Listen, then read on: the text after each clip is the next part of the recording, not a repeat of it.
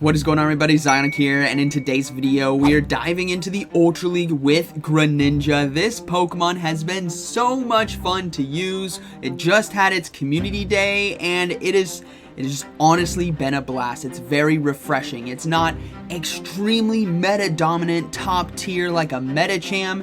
It's just a glass cannon that rewards you if you have proper alignment or a ton of energy. It's just fun. That's how I'm describing Greninja, is fun to use. And it's viable in both the Great League and Ultra League. So today we're going to be running it with Clefable and Cresselia here. So let me know down in the comments, what teams are you guys running in Ultra League? Because I've seen a lot of variety out there, and I'm curious what you guys are using. Hope you guys enjoy. Alright, getting into the first battle here, we have Greninja on the lead versus Alolan Muck. Obviously, a nice lead for us considering our backline with the Clefable, so we're just going to look to do as much Hydro Cannon damage as we can, and they make a beautifully timed swap right there.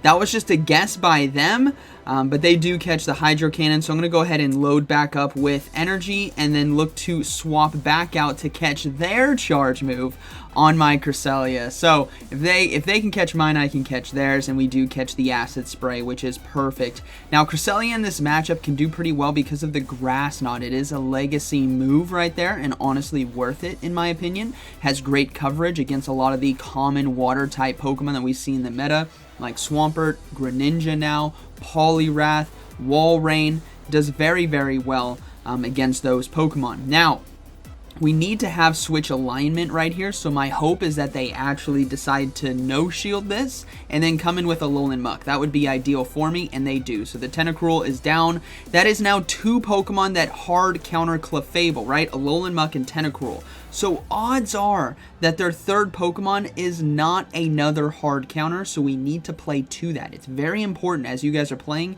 to read these kinds of things. So we come in with Greninja, and I had a ton of stored energy, so we're just going to be unleashing these Hydro Cannons right here. They decide to no shield. I'm going to look to go for another one, and they catch it once again, but ultimately it's a Sylveon here, which Hydro Cannon still does a lot of neutral damage. Now we're going to come in with the Clefable. And we do have Meteor Mash, which is going to be nice in this matchup. But the tough thing about a Sylveon here in the Ultra League is it's so bulky with two shields that Charm is actually going to be chunking us down. Now, we might just be able to get to 3 Meteor Mashes here in time, so it's going to be a very close one. But we will see if we can do it. And yeah, I think we're going to be able to make it, so I'm going to go ahead and go for back-to-back right now, and this is perfect because we have them in a checkmate situation. If they decide to shield Sylveon, they go down. If they decide to shield the Muck instead, they still go down to Greninja with a Hydro Cannon. So Meteor Mash is going to get the final shield. I'm going to go ahead and swap out into Greninja and now go for the shield and then the Hydro Cannon because I do have the energy. So that is going to be a good game, very well played to my opponent, and thankfully I was able to keep Clefable away from both the Alolan Muck and the Tentacruel, which was very crucial there in Game 1.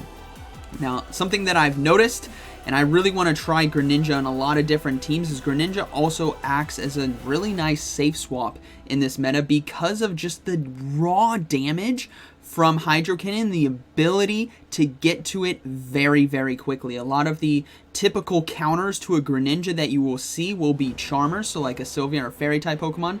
Let's say Sylveon and Clefable, or some counter users like a Scrafty, a Machamp, an Obstagoon, all of which take a good amount of damage. Now, one Pokemon that is kind of tough, and it's going to be a back and forth, is going to be the Tapu Fini. But they do make a great catch right here on Swampert. Ultimately, that doesn't matter. I'm going to go ahead and load back up with energy and go for another Hydro Cannon. This is what happens. If you don't have a hard counter to Greninja, it gets out of control. We do get the final shield right there, so I'm going to go ahead and do one more fast move and swap into Cresselia, or 2 more fast moves, swap into the Cresselia here because it can soak all of this energy. Greninja, as well as 1 fast move away from another charge move. As you can see, the Cresselia is extremely tanky, able to easily soak the Earthquake and now the Hydro Cannon right here. and then we can go for a Grass Knot to take out the Swampert. I want to make sure I have plenty of health here on Cresselia so that the Charizard doesn't go for a full farm down, which is why I decided to throw the Grass Knot right away, because now it forces Charizard to throw here. Moonblast would kind of threaten from this range. It's not enough to KO, but with the Psycho Cuts, it'd be close.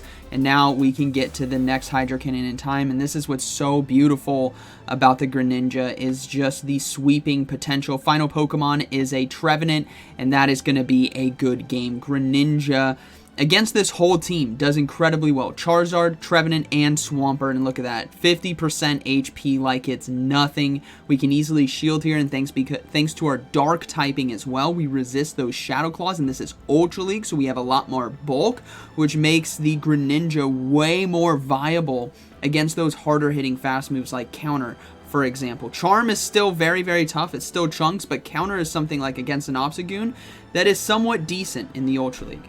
Good game. All right, we got Articuno here on the lead. Haven't seen this Pokemon in a long time. Let me know down in the comments if you guys are an OG, because the Articuno back in like season 1, 2, 3 was meta. It was very meta because it was a great answer to Giratina Altered back in the day, and it kind of lost its meta potential, really, when we saw the introduction to Galarian Stunfisk and Registeel with Lock On. And in this case right here, against this matchup, I'm going to look to swap out to catch the charge move. I want to keep Greninja alive, especially since they did decide to shield right there. So we are looking pretty good. Now, Cresselia is going to take a lot of damage here from Articuno because of just the raw neutral damage that it can do. But ultimately, my thought is, if they're not swapping out of a Cresselia, this is a tell that they have something weak in the back, and it's most likely going to be a fighter. And if you think about that, Articuno's big weaknesses, resistance-wise, is going to be Steel-type Pokemon, right? It only has access to Icy Wind, Ancient Power, Hurricane, so it makes a lot of sense. We're going to go ahead and commit to the full farm down, but I decided to pull the trigger at the last second. I didn't want them to get to an Icy Wind, so unfortunately I wasn't able to get the full farm down, but I do get a Grass Knot off, able to keep switch advantage. They do have a Giratina Altered in the back, so it makes sense. This team handles Giratina Altered very well. Night Slash on Greninja, Moonblast on Cresselia, resistances here on Clefable with Moonblast as well. Now, they do get the boost right there, which is scary. Not Defense Form Deoxys, a Giratina Altered with the boost is one scary Pokemon to face off against, so we just want to get rid of it right away. We're going to go ahead and go for the Meteor Mash here, as it is neutral damage. And they decide to no-shield and let it go down. Final Pokemon is a Poliwrath, so this makes a lot of sense why they didn't swap anything into the Cresselia, because Poliwrath, right, hard countered, and Giratina Altered does not want to see those Moonblasts. So we are able to get shields. We swap back, we swap back into the Cresselia because we do have a Grass Knot ready to go, which is super effective damage. The Poliwrath is going to do a very healthy farm down though, but I can come in with Greninja right here and look to force the energy and also get a free Hydro Cannon off, which is going to help because even though it is resisted, it's going to get the Poliwrath extremely low, which means I should be able to come in now with a Clefable with 2 shields and kind of take this game. Now, they do farm me down. They swap into Giratina Altered, which is fine. I'm going to go ahead and do one fast move. I will shield this charge move. I might be Ancient Power, but it is just going to be Dragon Claw, so I could have gotten away with a no shield right there. And then the Poliwrath right here is going to go ahead and throw another Scald, which is fine. I can safely shield this. And then we fast move down. So it was a good read right there. Again, my opponent stayed in with Articuno against Cresselia, so then I knew my Clefable might be a big win condition for me. Alright, good game. We got Greninja now versus Giratina Altered. Okay, this is a beautiful matchup, especially if it is Shadow Claw, because we don't take too much damage from the fast moves, and our Night Slashes can get out of control, especially if you guys get the boost. I have gotten many boosts in my day, and it's so satisfying when you get it on a Greninja. Now, as you guys can see, we are just making sure we overload on energy. One of the things that I'm learning with Greninja, much like other Pokemon who have access to very low energy, hard-hitting charge moves with high energy gaining fast moves, is you always want to have extra energy in the bank in case you need it. So I'm going to go ahead and go for Night Slash here. We're, I believe, 2 fast moves away right there from another Night Slash, which we could get to relatively quickly. we do get a shield. So I'm going to go ahead, and I believe I decide to shield right here. I think I was one fast move away from a Night Slash if I look at it now. Yeah, I was one fast move away. So we're going to go ahead and overload. They do swap out into their own Greninja, and we already have 2 Hydro Cannons. Well, we're one fast move away from the next one. So now I'm going to go ahead and swap into Clefable. I could have gone into Cresselia, right? But in this situation, I mean, it's super effective damage on Cresselia with Night Slash or neutral from Hydro Cannon. And this being the first time I'm facing off against Greninja in the Ultra League, I felt like the Fairy Wind fast move and the Meteor Mash kind of chip damage right here might be the better call. But ultimately, these Hydro Cannons are pretty devastating, so they do get to another one in time. I'm going to go ahead and let it go, and we actually did survive, and we fast moved down, which is perfect. So we're able to maintain switch in the most perfect way possible, which is allowing my opponent to get 1 fast move's worth of energy. Can't ask for anything better right there. So now we can come in. Greninja I believe has a good amount of energy, but I decide to come in with Cresselia, knowing that I can easily tank the charge move and look to fast move down and also get ahead on energy against whatever's in the back, and it is going to be the Cresselia mirror fight. So my Greninja I believe does have a good, almost to another charge move, if not already having the Night Slash. So what we can do here is once the opponent's Cresselia is low and they are out of energy, I'm going to look to do a snipe with the Greninja there.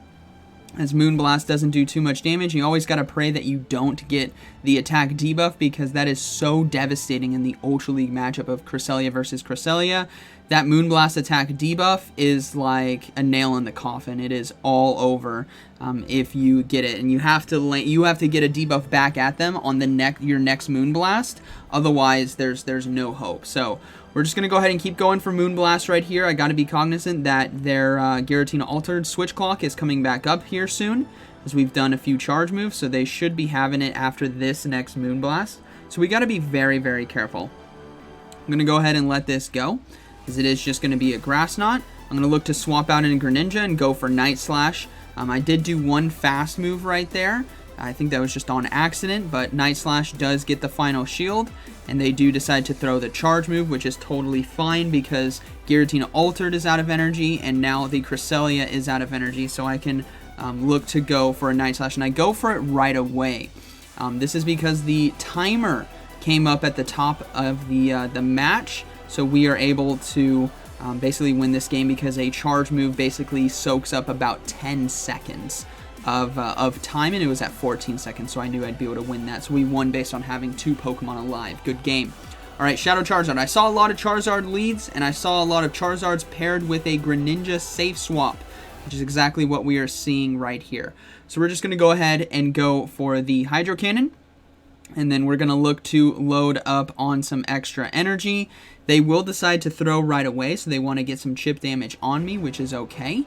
And then we're going to see about going into the Clefable now. Again, the fast move pressure with Fairy Wind, the ability to survive 2 Hydro Cannons. My IVs aren't perfect, but this was just the best that I had. So I'm going to go ahead and go for Meteor Mash, because even though this is resisted, we saw it does about 30-40%, which is exactly what we need right here in order to fast move down. So that is perfect, able to maintain switch advantage, not having to give up a shield, and now we can put pressure here on the Shadow Charizard in the back. But Charizard, thankfully for them, they don't have to worry about our charge move just yet. If I get to another one, they will, and that is my hope. But they decide to go for the charge move here, and Dragon Claw I don't think is enough to KO. It's not. So I'm able to survive and get this next Meteor Mash off, which is crucial here for this mid game, because this gets a shield now from Charizard. My Greninja has a Hydro Cannon ready to go, which is going to be forcing shield number 2, or we just get rid of the Charizard, and it gets shield number 2, which is totally fine with me. Now, this Charizard does have a good amount of energy, but I feel like my investment here into Greninja is going to be paying off because I don't know what they have in the back, so I will double shield, and I'm going to look to potentially farm down, and it depends on how many fast moves I take them down in, but they decide to swap right away into Machamp, so I'm going to go ahead and go for Hydro Cannon. Now, in this situation here, I should have held the Hydro Cannon and then come in with Cresselia and Moonblasted the Machamp, but ultimately I can get to the Grass Knot before they get to the potential payback, which is going to seal the deal for me anyways, because a Charizard cannot take us down in time before we fast move down, right? It can't get to 2 blast burns in this time period. So that is going to be a good game to my opponent as I fast move down. That's going to be a good one. But yeah, Charizard and Greninja, really nice pairing there, but ultimately we had the good backline to handle it. Once again, another Shadow Charizard. This is what I saw, right? I saw Shadow Charizards and Greninja safe swap. So we come in with the Clefable once again. This time, they swapped in right away. So I'm going to go ahead and try to see if I can lock this thing down and look to go for a Moonblast. But if they start shielding up, we then begin to get into dangerous territory. So we're going to go ahead and go for the Moonblast, the Hail Mary boom, but they decide to shield, which is pretty typical, especially for a Greninja safe swap, especially since they can get so far ahead on energy, which is very dangerous right here. So I'm going to go ahead and shield, and it was a Night/Shield bait. Unfortunately for me, I could have gotten away with a no shield right there, as we would have been able to survive as we do resist it, but we did get 2 shields. And that is now crucial for us in this game, because if they don't have a hard answer to a Greninja, I got 2 shields, I'm going to be sweeping. So I'm going to look to no shield this first one, and my hope is that I get to the Hydro Cannon in time to take them down. So I do have a lot of energy, but now they're getting to another charge move. I'm going to no shield once again.